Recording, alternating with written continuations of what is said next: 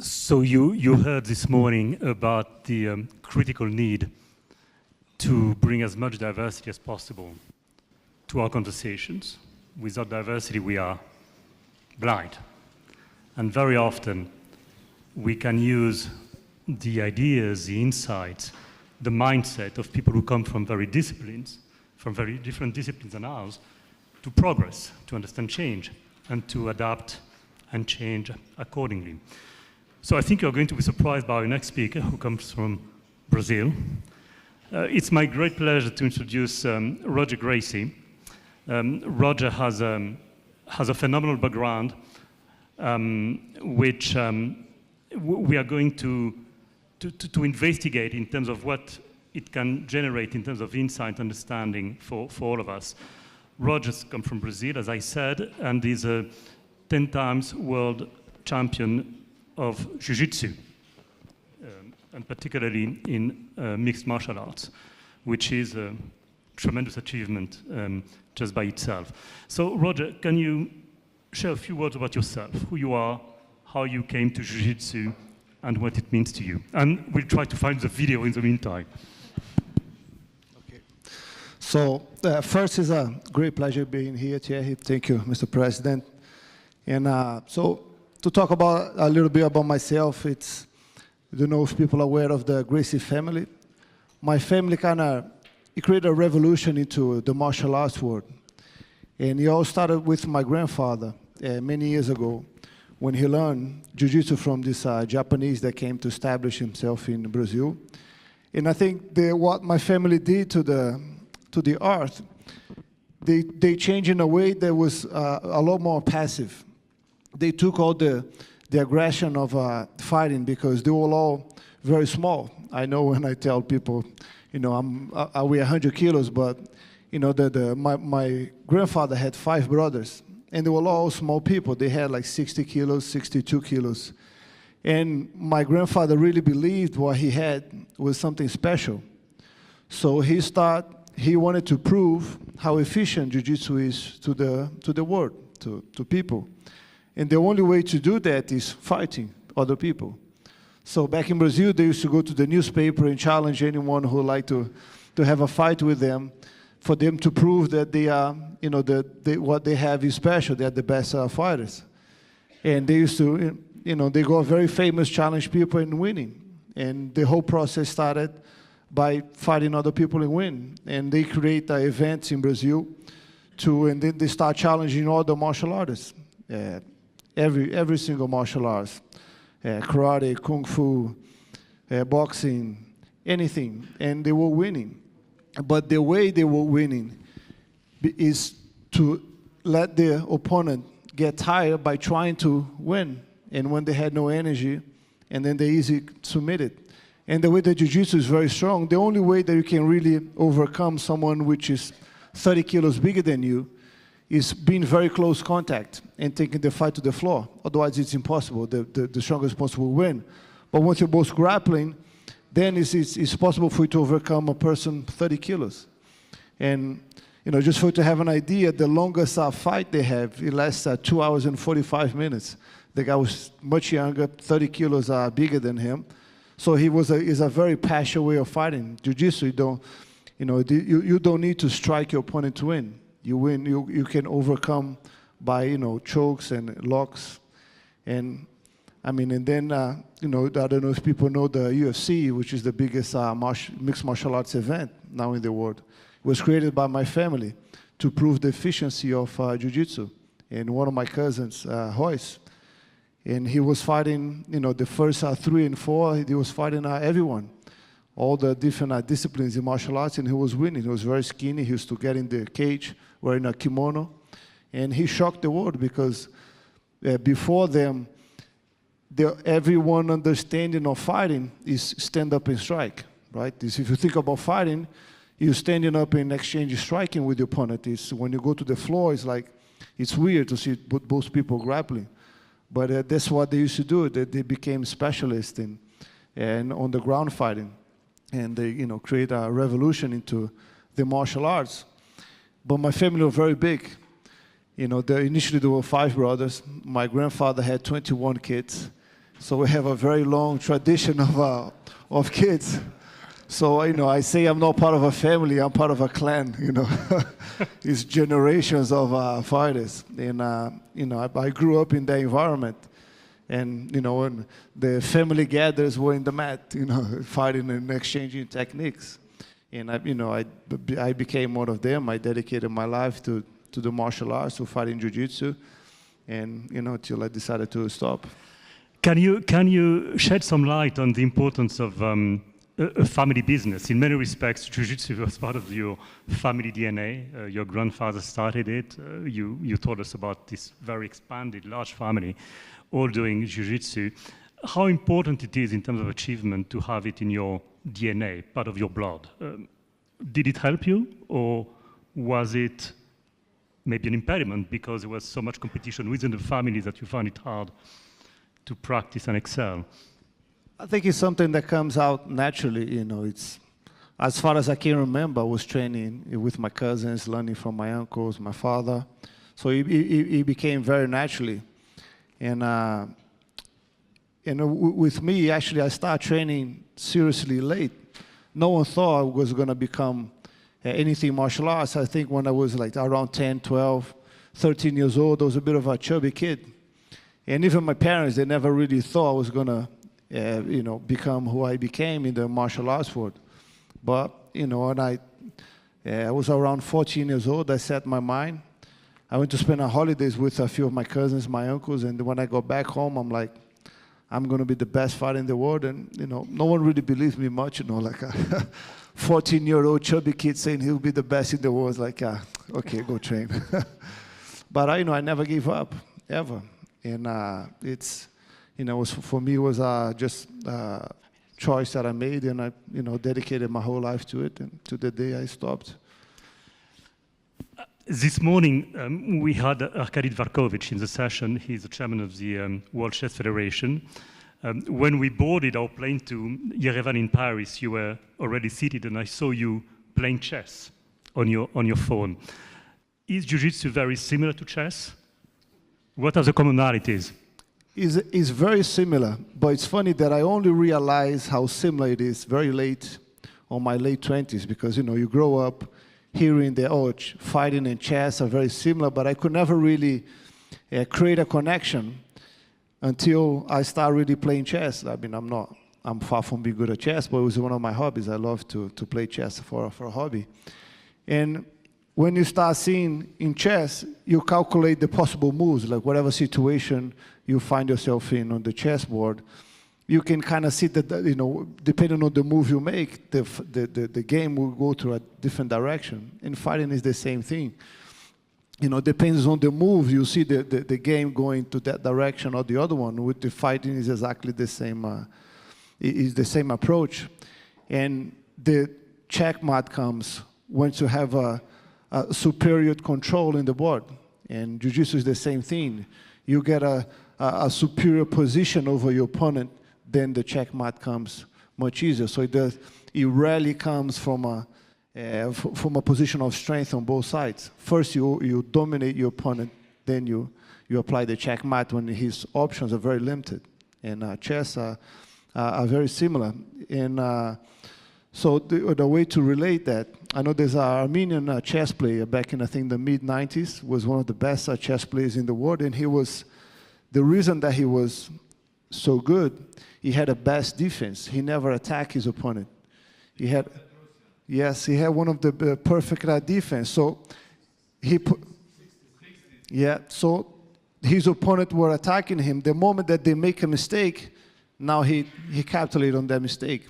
And me as a fighter, every fighter has a different styles. But I'm very passive in a way that when I fight, I never start aggressive. I always, regardless of how aggressive my opponent starts, I'm always very passive and warming up and let him make a mistake.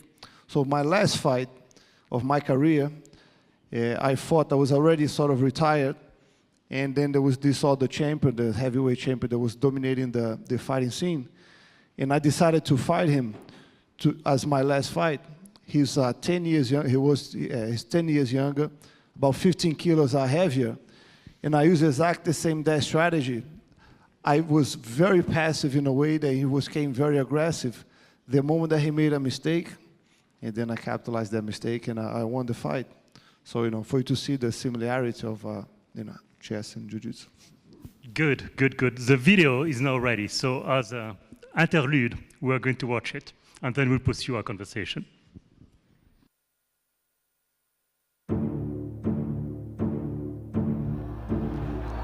When you're born a Gracie, you're already born under pressure.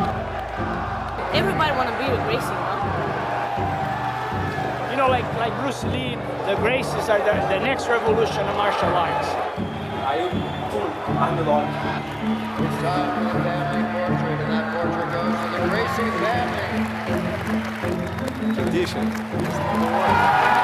We give the material, and he built what he was. Without a doubt, he just wrote one more chapter, and a very important one.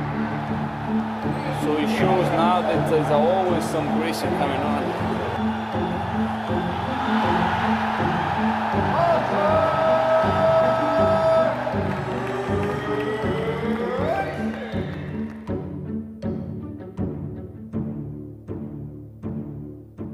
Referee Yuji Shimada calls to hold this bout. 2 minutes, 13 seconds of round number 1. For your winner, by submission, via arm triangle choke. And now, the one light heavyweight world champion, Hunter Gracie!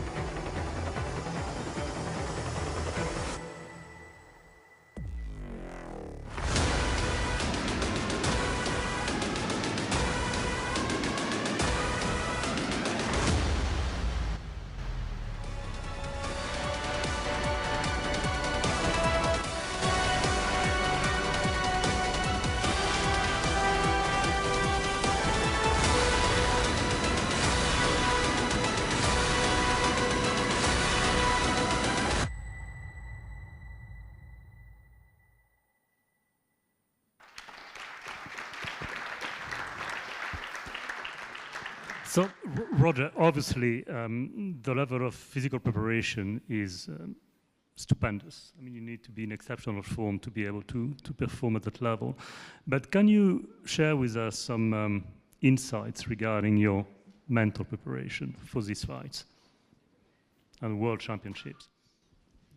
Yeah, I think some people, they need to, prepare the mind for it. Some people, they are born with a strong mind, and I think every true champions in their areas, they are born with that type of mind, in my opinion. I think it can be trained, of course.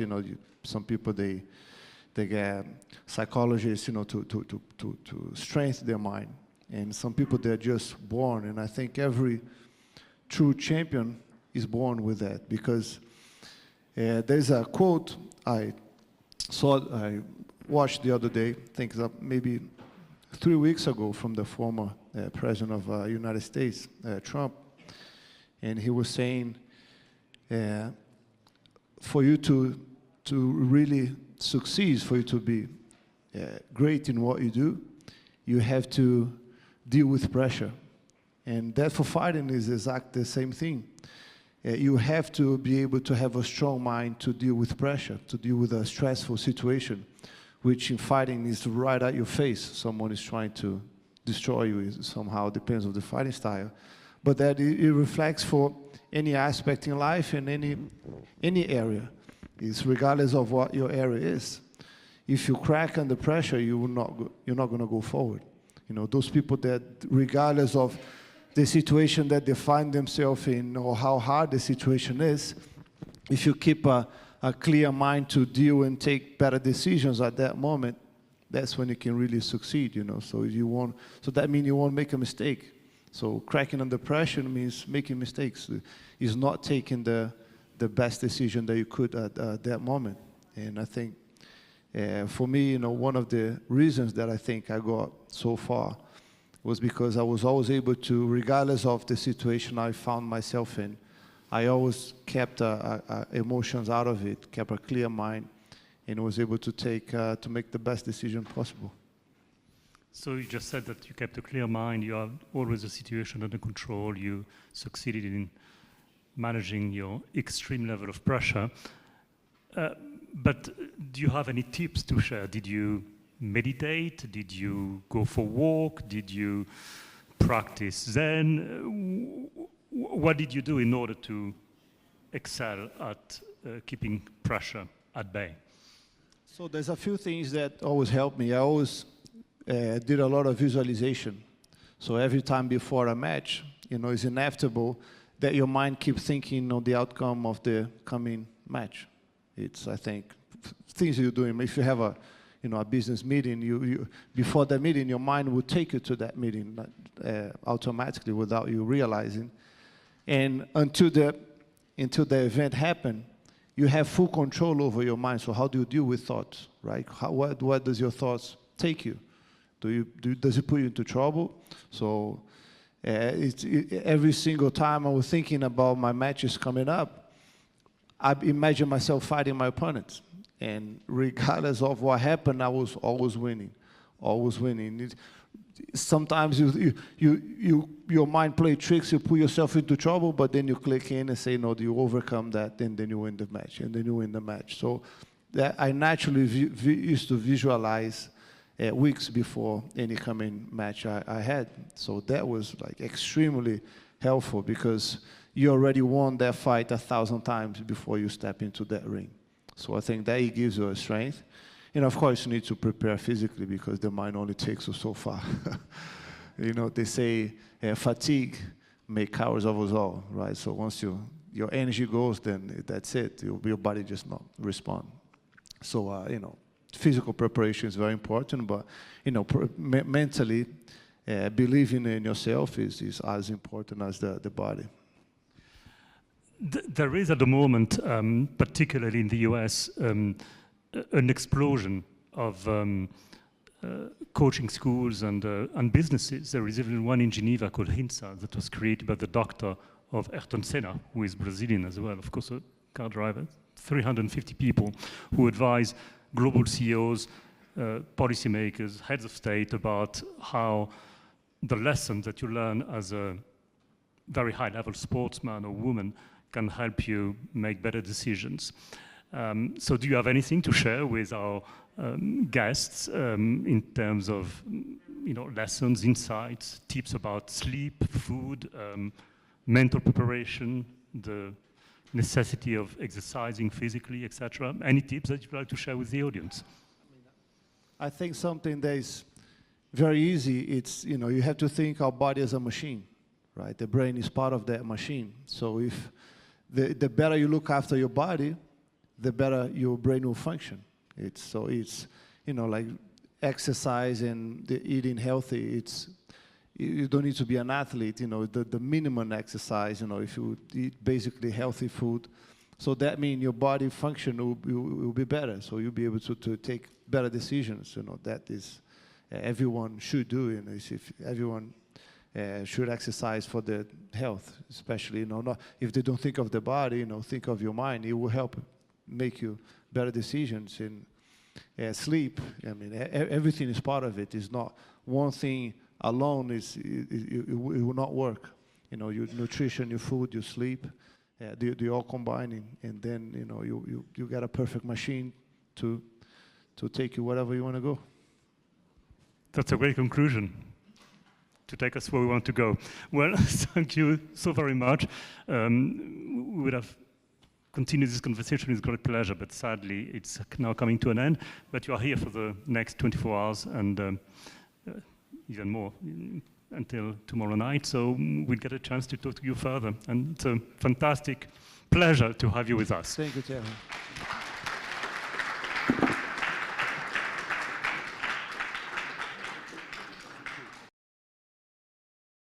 Yeah, I mean, I was very pleased to be invited to speak here in the summit with such a great number of personalities. So, for me to speak here, I'm very pleased.